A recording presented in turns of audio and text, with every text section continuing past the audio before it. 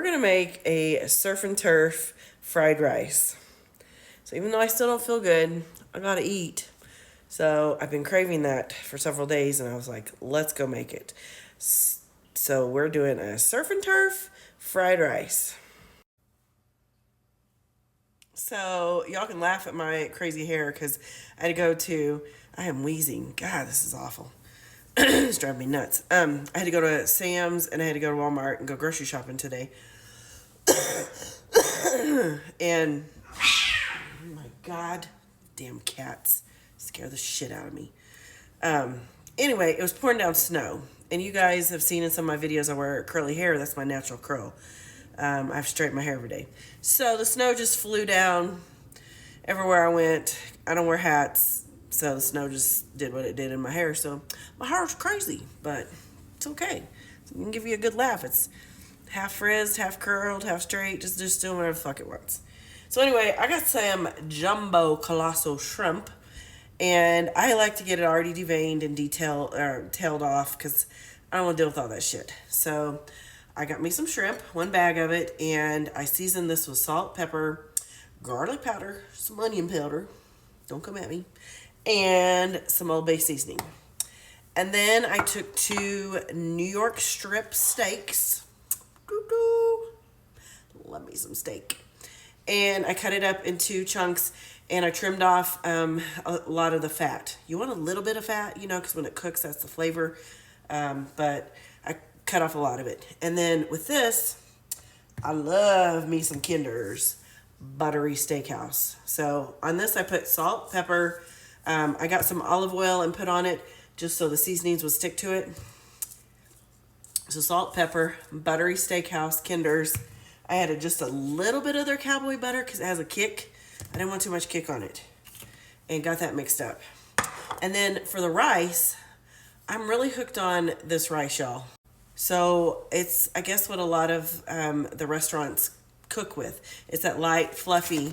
So it's the Botan rice. And the key to this is when you pour it in the bowl, or in your saucepan before you cook it, you got to cover it with the water and let it set for 15 minutes. That is the key. It's not an instant like the little packages that we're used to using. But this stuff comes out amazing in Chinese dishes, guys. So if you get this, use it. So I've got some of that in a pot sitting there for 15 minutes. So let's go cook the shrimp. Y'all got my shrimp cooking in the cast iron skillet. You just cook it till it's pink. Don't overcook your shrimp or you're going to be sad because it's going to be tasting nasty. So literally like 3 minutes, I think it's going to be done. All right, y'all, I removed the shrimp and then I added some butter to the same pan, and I'm going to add the steak in there. I like to cook my steak in butter, not olive oil. And I'm going to cook this medium rare. All right, y'all, I'm pushing the cast iron skillet aside because we're going to use it for the rice. But right now I'm going to make the eggs. So I cut up some onions, and I'm just going to do like a handful. I don't want a lot. So it's probably maybe even 1/4 of an onion. And I like cooking with butter. So I'm going to get me a thin slice of butter and put in here and get these onions nice and cooked.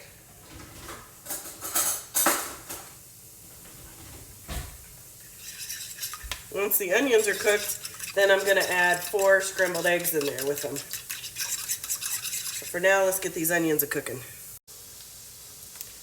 All right, once the onions are translucent, I'm going to put the egg in here, and we're going to get this all cooked up. Okay, guys, when this rice is done, what's important is you rinse it. So I got it out of the pan, and I put it in a strainer, and then I poured cold water over it. Got all those starches out, kept stirring it. It's even better if it's cold, if you let it cool down. But it makes it, it's just such a light and fluffy rice.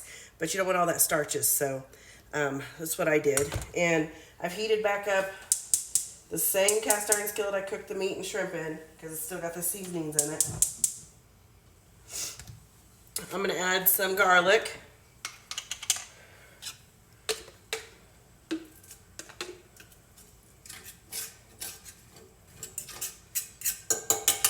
Let that garlic cook up in there. Y'all know I like garlic, don't judge. Add as much or little as you like. And then you put the rice up in here. We're gonna let it cook in all these seasonings.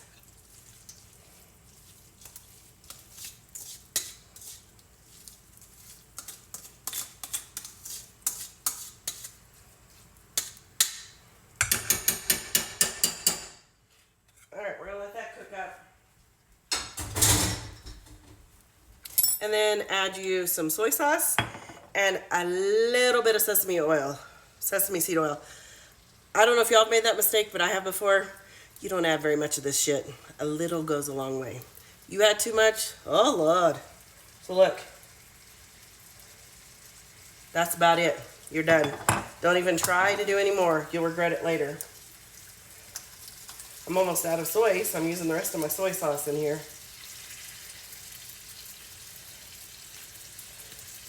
I'm gonna get this nice and cooked up. If you have a wok, that's the time that you add this rice to the wok and let it fry up. But I don't have a wok here. I have it in my house in Oklahoma. So I'm just continuing with my cast iron skillet and just getting it kind of crispy, fried up. Okay, here's the dough. Now's the time that you would add those little bitty peas and carrots. I don't like those. When I go to the Chinese restaurants, I pick those little fuckers out. So I'm not putting them in mine here at my house. So you guys can get them if you like them. Add them in to your rice. That's the perfect time to do it. I just prefer not to. So to each his own. Look at that. Delish. Add as much steak or shrimp as you want on your fried rice. Get you some yum yum sauce. Don't forget this. Pour it over. Look, it's brand new. Ooh. Pour it over as much or as little as you want. And then dig in, guys.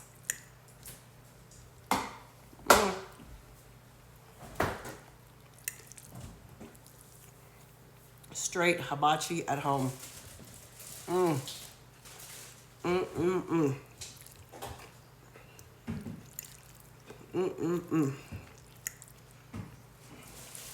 Y'all, that's good.